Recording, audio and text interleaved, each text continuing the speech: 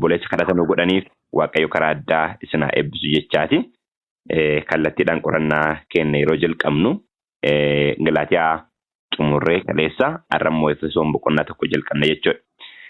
Boqonnaa 1 lakkoofsa 1 irraa akka jedha Phaawulos. An Phaawulos fedha Waaqayyootiin ergamaa Kiristoos Yesuus kan ta'e jedha. Amma kunis ergaa baay'ee murteessaa ta'e of keessaa qaba. Kan ergame fedha eenyuutiin? Fedha Waaqayyootiin. Fedha Waaqayyootiin hojjetaa eenyu ta'e? Hojjetaa Yesuus Kiristoos kan ta'e jedha. Kanaaf tajaajila kana keessa Waaqayyotu waan hundaa godhe jechuudha. Waaqayyo Abbaan akka fedha isaatitti hojjetaa Kiristoos akka ta'e qo'ata. Galaatiyaa yeroo qorannu tokko boqonnaa 1 lakkoofsa 15-16 irraa waan tokko laallee ture. Galaatiyaa boqonnaa 1 lakkoofsa 15-16 irraa akka fedha isaatti ta'u kan akka laallu waan barbaade. Waaqayyo garaa haadha kootii jalqabee na fo'achuutti ayyaana isaatiin na waammachuutti gammadee. Yeroo ofii isaa jaallatetti eenyu?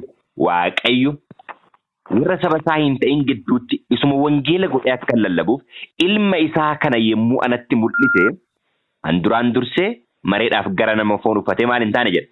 Hin naannee jedha. Kanaaf ilma isaa kan itti erge eenyudha? Abbaadha jechuudha. Waaqayyoodha jechuudha.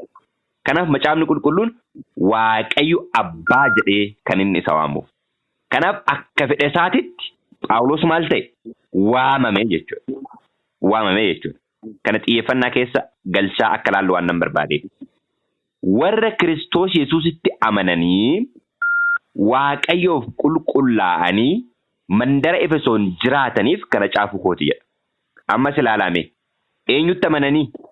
Yesuus Kiristoositti amananii eenyuuf immoo qulqullaa'an? Waaqayyoof qulqullaa'an.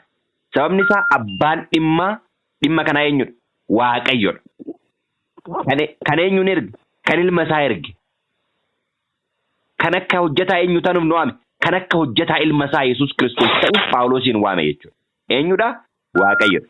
Kanaaf Yesuus Kiristoositti amanuun keenya eenyuuf akka qulqulloofnudha? Waaqayyoof akka qulqulloofnudha jechuudha.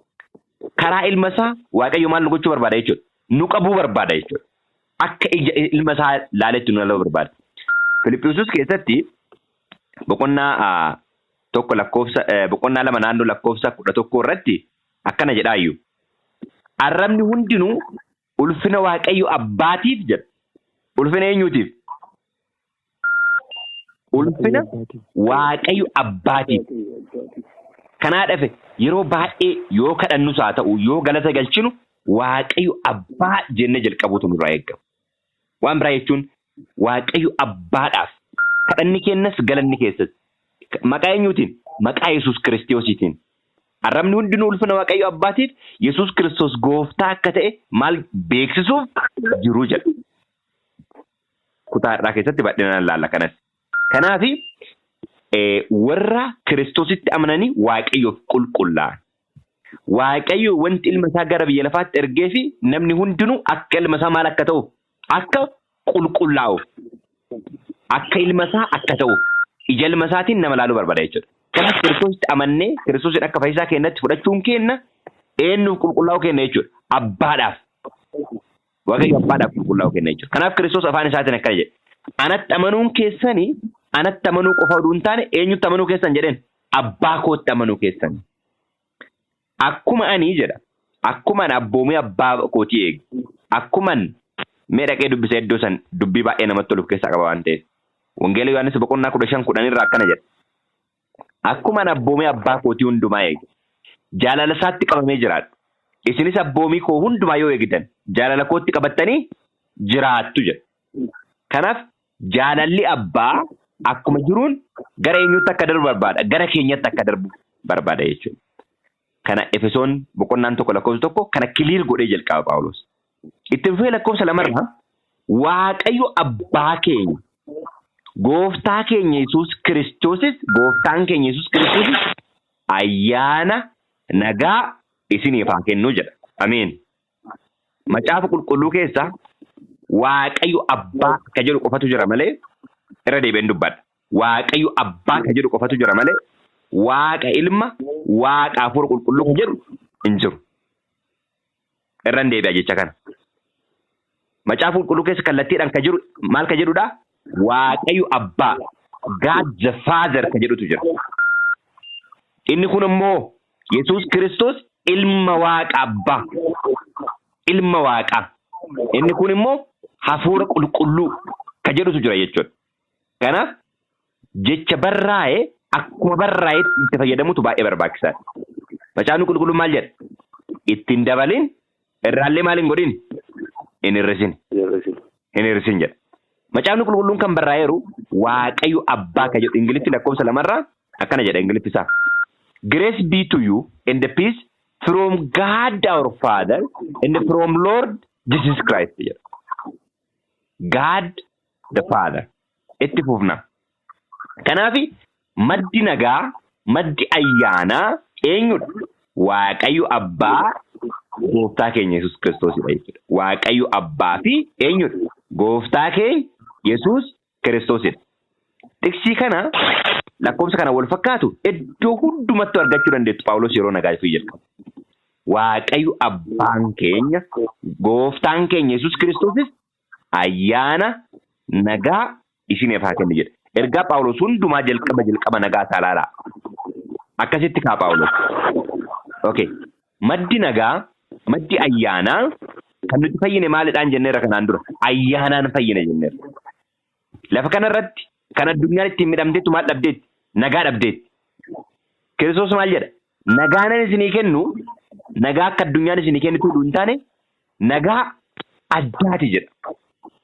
Adda nagaatu barbaadama. Kanaaf maddi nagaa kana nagaa argachuudhaaf madda nagaa beekuun barbaachisaadha moo barbaachisaa miti?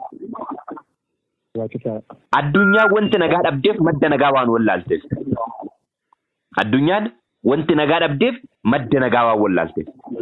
Kun walitti makuudhaan, kun irraa hir'isuudhaan, kun itti dabaluudhaan adda baafatee madda nagaa waan wallaaleef addunyaan keenya adda nagaa dhabdeetti. Maddi nagaa Waaqayyo Abbaa fi ilma isaa Gooftaa Yesuus Kiristoos. Kana Phaawulos inni leenjii kallattiin Kiristoos irraa fudhate akkas jedhee dubbate. Tole mee lakkoofsa 3 ilaalaa.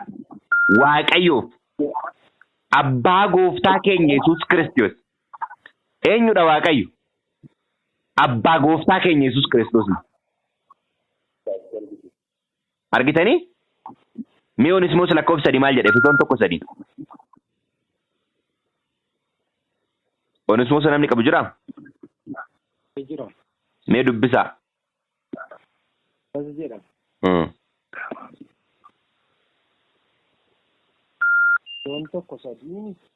Efesoon 1:3. Galanni Waaqayyoo na ga'u. Abbaa Gooftaa keenyaa Yesuus Kiristoos. Ameen. Eebbaa hafuuraa hundumaan kan nu eebbisu waan Waaqaa Kiristoositti. Ilaamee dubbii baay'ee namatti toludha. Waaqayyoof jedhee ka'e Abbaa Gooftaa keenya Yesuus Kiristoos jedha. Kanaaf macaafa qulqulluu keessa Waaqa tokkotu jira yeroo jennu akka namoonni jedhan Kiristoos qofa ka jedhanii illee miti. Akkasumas immootu Joovaa ka jedhan illee miti. Waaqa tokko inni jedhu eenyudha macaafni qulqulluun ka jedhu? Tokkoffaa Qorontos 8:6. Abbaa. Tokkoffaa Qorontos 8:6 akkas jedha. Nuuf garuu Waaqayyo tokkochatu jira. Innis eenyudha jedha? Innis Abbaa. Isa waan hundumaa uume, isa nus maqaa isaatiin jiraan. Akkasumas jedha lammata. Gooftaa tokkochatu jira. Innis Yesuus Kiristoos. Isa wanti hundumtuu ittiin uumame, isa nus ittiin jiraan. By the way, isa wanti hundumtuu ittiin ijaaru jedhee Kiristoos hin dubbate erga inni dhufee lafarra dhalatee miti kan inni kana jedhaaru. Yoomidha. Uduu dhufee lafa kanarratti karaa Maariyaamiin dhalatin yeroo hundumaa uumu jechuudha. Yeroo inni eenyu ta'etti, yeroo inni uumaa ta'etti, waan dhiyoo sanillee eenyu tokkocha, innillee eenyu inni Abbaadha. Gooftaan keenya Yesuus Kiristoosoo kan inni ittiin uumedha jechuudha. Ibroota 1:2 bal'inaan dubbisuu dandeettu jechuudha. Kanaaf Phaawulos Efesooniif yeroo caafu kallattiidhaan eenyummaa waaqummaa ifa godhee caafe. Dura maal jenne lakkoofsa 2 irratti? Ayyaanaaf nagaa isiniif haa kennu jenne miti? Waaqayyo Abbaan keenya, Gooftaan keenya Yesuus Kiristoos. Lakkoofsa 3 irratti immoo waa itti dabale. Itti dabalee ibsa dabalataa kenne. Waaqayyoof Abbaan gooftaa keenya Yesuus Kiristoos isa karaa Kiristoos eebba hafuuraa hundumaa jedha. Karaa eenyu? Karaa Yesuus Kiristoos. Maal eebba hafuuraa hundumaa waan waaqa irraatiin nu eebbiseef galannaa ta'u jedha. Ameen. Eebba hafuuraa kana keessaa tokko Luqaas boqonnaa 11:13 irraa akkas jedha. Luqaas 11:13 irraa. Egaa isin namoota taatanii utoo jirtanii ijoollee keessaniif kennaa gaarii kennuu erga beektanii abbaan keessan inni waaqarraa immoo hammam isin caalaa warra isa kadhataniif hafuura qulqulluu kennaree jedha. Kanaaf eebba hafuuraa hundumaa kan jedhame keessaa tokko maal inni? Hafuura qulqulluudha. Hafuura qulqulluudha. Isa nu'u kadhannee maal goonu? Argannu jechuudha. Kanaaf Waaqayyo abbaan gooftaa keenya Yesuus Kiristoos karaa Kiristoos eebba hafuuraa hundumaan nu eebbise jechuudha. Innis maalidha? Hafuura qulqulluu karaa eenyu? Karaa ilma isaa. Eebbisee nurratti maal godhe? Dhangalaaseef galannaa ta'u jedhe. Okay. Hafuura qulqulluu akkamitti arganna ka jedhu kanaan dura qorataa turreerra yaadattu yoo ta'e. Titiyoos boqonnaa 3:5 yeroo dubbifnu Waaqayyo hojii nuyi qajeelummaadhaan hojjenneef otoo hin ta'in akka araara isaatitti dhiqannaa lammaffaa dhalachuutiin haaressuu hafuura qulqulluutiin nu fayyise. Hafuurichis isa inni karaa Yesuus Kiristoos fayyisaa kennaa arjummaadhaan nurratti maal godheedha? Dhangalaaseedha jedha. Nurratti dhangalaaseedha jedha. Kanaaf Waaqayyo abbaa gooftaa keenya Yesuus Kiristoos. Waaqayyo abbaa gooftaa keenya Yesuus Kiristoos. Isa karaa Kiristoos karaa ilma isaa eebba hafuuraa hundumaan waan waaqa irraatiin nu eebbiseef galannaa ta'uu jedha. Ameen. Dubbii baay'ee cimaa fi dubbii muraa ta'e kan cimsinee hubachuu qabnudha kun. Lakkoofsa 4. Inni uumamuu biyya lafaa durayyuu warra qulqullaa'an warra isa duratti mudaa hin qabne akka taanu jaalalaan karaa Kiristoos maal nu godhe jedha? Nu fo'ate. Abbaan dhimmaa qorannaa kanaa eenyudha? Abbaadha. Waaqayyo abbaadha. Kan Phaawulos lallabaadha. Waaqayyo abbaadha. Isa karaa Kiristoos waan hundumaa raawwate jechuudha. Lakkoofsa 3 irratti karaa Kiristoos eebba hafuuraa hundumaa maal godhe? Nurratti dhangalaase. Eebba hafuuraa hundumaa nu yaadate. Lakkoofsa 4 irratti karaa Kiristoos nu fo'atee akka warra mudaa hin qabne taanu. Akka warra isaaf qulqullaa'an taanu. Jaalalaan karaa Kiristoos maal nu godheera jedha? Nu fo'ateera jedha. Karaa Kiristoos nu fo'ate. Eenyunni? Waaqayyo. Lakkoofsa 5. Waaqayyo jedha amma immoo lakkoofsa irratti.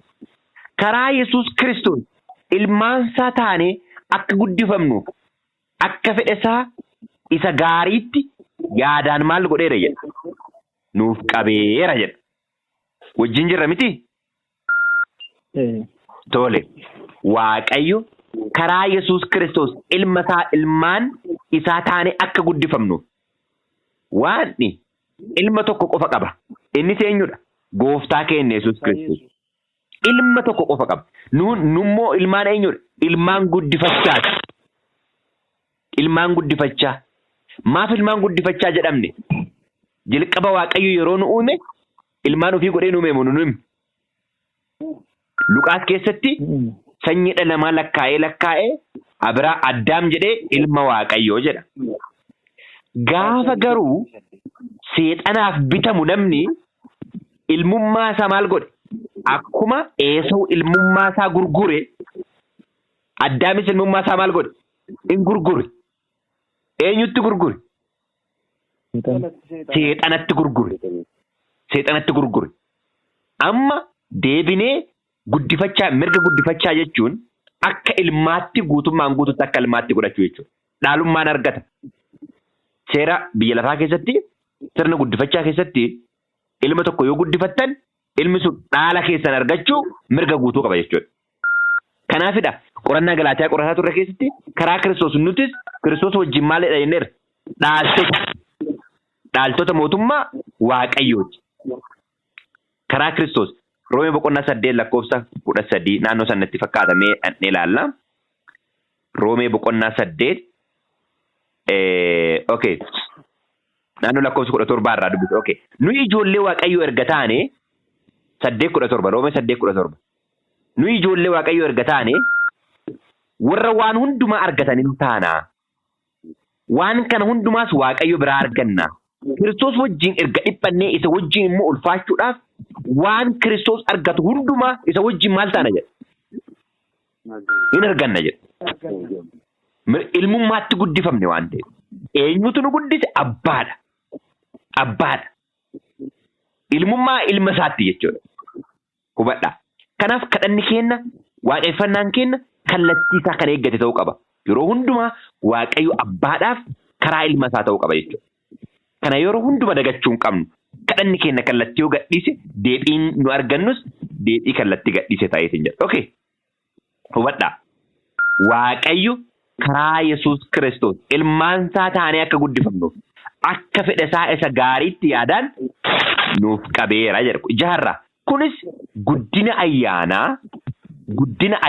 isaa isa inni ilma isaa isa jaallatamaadhaan nutti tolee nuuf kenne hin galateeffachisa jedha.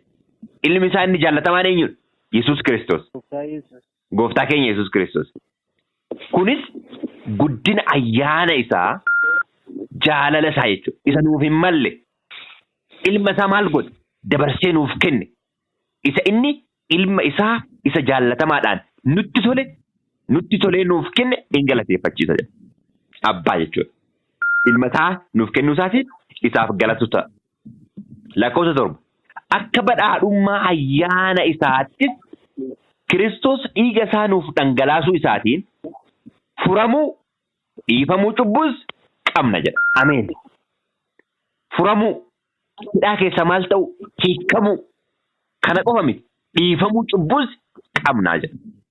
Waaqayyo akka ayyaana isaatitti ilma isaa dabarsee nuuf kenne. Ilmi isaa immoo akka ayyaana isaatitti dhiiga isaa nuuf dhangalaase. Argitanii? Ayyaanni Waaqayyoo maalidha? Ilma isaa nuuf kennuudha. Ayyaanni Kiristoos hoo dhiiga isaa nuuf dhangalaasuudha. Mee jaaftorba wal faana dubbifna. Kunis jedha. Kunis lakkoofsa 5 irraa Waaqayyo karaa Kiristoos, karaa Yesuus Kiristoos ilma isaa taanee akka guddifamnuuf akka fedha isaatitti isa gaariitti yaadaan nuuf qabeera. Kunis guddina ayyaana isaa isa inni ilma isaa jaallatamaadhaan nutti tole nuuf kenne hin galateeffachise. Akka badhaadhummaa ayyaana isaatti Kiristoos dhiiga isaa maal nuuf godha jedha? Nuuf dhangalaasuu isaatiin furamuu, dhiifamuu cubbuu arganne jedha.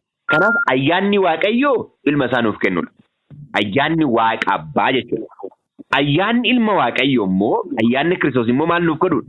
Dhiiga isaa nuuf dhangalaasuudha. Ajaa'iba! Namatti tola. 8 irraa ayyaanni inni ogummaa isaatii hubannaa isaa hundumaa nu irratti dhangalaase baay'eedha jedha. Ayyaanni inni ogummaa isaa fi hubannaa isaa hundumaa nu irratti dhangalaase baay'eedha jedha. Ogummaan eenyudha? Kiristoos Yesuus. 1 Qorontos 1:24-30 jechuudha. Hubannaan hundumaa kan nuuf kennu isa akka ta'eetiin jedhe Waaqayyo kan akka inni nuuf godhe argina. 9 irraa Waaqayyo waan isatti gaarii fakkaate jala naamuraa jecha kana dubbii baay'ee humna qabudha. Waaqayyo waan isatti gaarii fakkaate karaa Kiristoos itti yaadee of dura kaa'atee ture. Ammas dhoksaan fedha isaa kun nu biratti akka beekamu godhee jedha.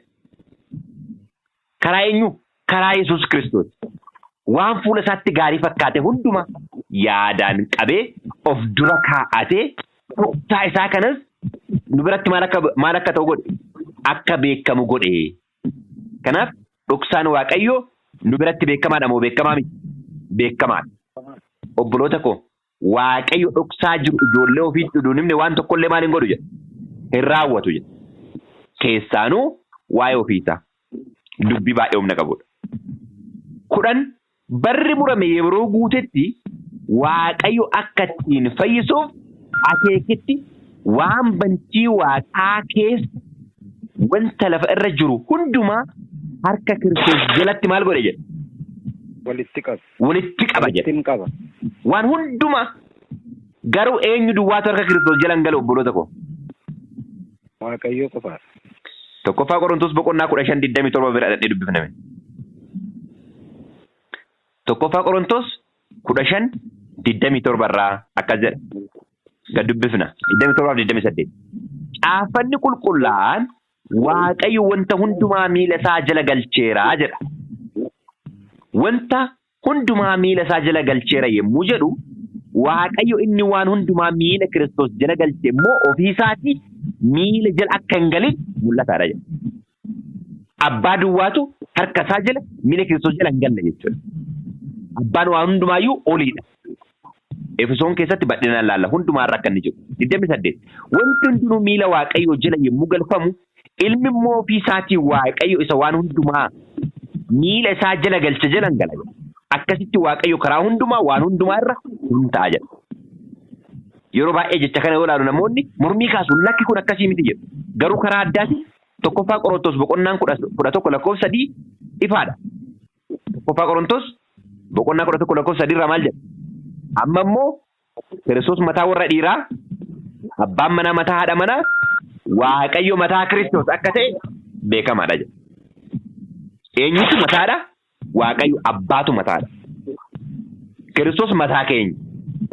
Dhiirri mataa dubartii. Karaa addaatiin akka waldaatti yeroo deebifne immoo Kiristoos mataa waldaati. Waaqayyo immoo mataa eenyuuti?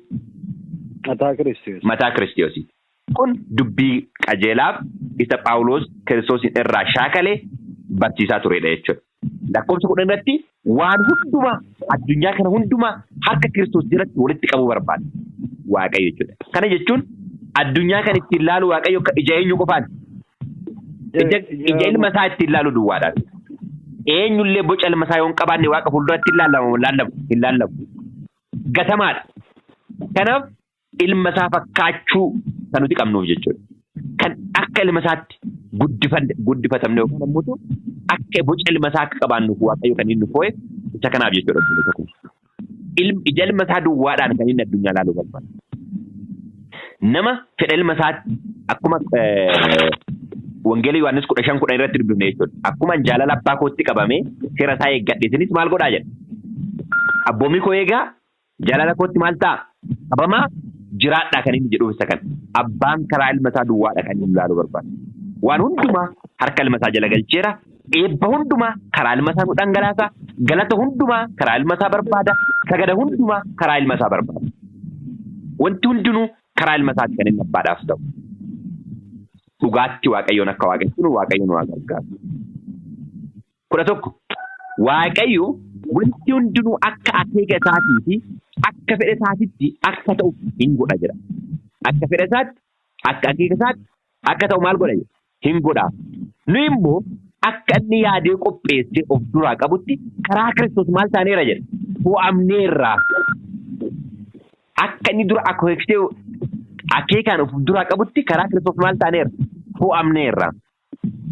Nuyi warri duraan dursinee Kiristoosin abdii godhanne ulfina isaatiif galata akka taanuuf maal nu godhe? Nu fo'ate. Waaqayyo abbaan hubadhaa. Haga ammaatti abbaan dhimmaa Waaqayyo abbaan. Karaa eenyuuti kan waa hundayyuu raawwataaru? Karaa ilma isaa. Nu fo'ate jedha. 13. Isin immoo ergaa dhugaa wangeela fayyina keessanii haasaa dhageessanii karaa eenyu? Karaa Kiristoos dhageessanii isin warri dhageessanii itti amantan hafuura qulqulluu isa abdachiifame maal taataniitu jedha? Mallatteeffamtaniitu jedha. Sila lakkoofsa 3 irratti akkamitti dubbifne? Karaa ilma isaa eebba hafuuraa hundumaa maal nu godhe jedhe? Nu eebbise jedhe. Kanaaf eebba kana keessa inni tokko maalidha? Hafuura qulqulluudha jenneera. Hafuura qulqulluu maal nu godhe? Nu mallatteessa jechuudha. Nufii ta'uusaa guddifachaa ta'uu keenya mallattoo nutti godhe jechuudha. 14. Hafuurri qulqulluun immoo warri kan Waaqayyoo ta'an galata ulfina isaatiif yeroo furamanitti wanta nuyi argachuuf jirru qabdii keenyaa jedha. Qabata nuuf kennameedha jedha. Eebba nuti argachuuf jiru. Isumaan mallattoofne mallattaa'uun keenya mootu ragaa nuti harkaa qabnudha jechuudha. mallattoo ofirraa qaba jennaan. Yeroo tokko waamicha adda addaatti yeroo waamamtanii waraqaan namaa kennamu jira miti. Waraqaa kana dhiiftanii dhufinaa jedhama. Waraqaa kanarra kan jiru mallattoo eenyuuti? Mallattoo abbaa isin waameeti. Kanaaf nurratti mallattootu nurra jira. Gaafa cidhicha irratti hirmaannu mallattoo sana agarsiifna jechuudha. Mallattoon kun mallattoo hafuura qulqulluu kan ittiin mallattoofne kan qabnudha. Kana jechuun eegumsi addaa nuuf godhama yeroo rakkinaa jechuudha. Kanaaf obboloota koo itti dhageenyetti akka jiraannu dhugaadhaan sodaa tokko malee dhugaadhaan dhugaa akka jennu Waaqayyo kan nageenya nuuf haa eebbisu. Waaqayyo karaa addaa kana eebbisu. Ameen. Eebbifamaa.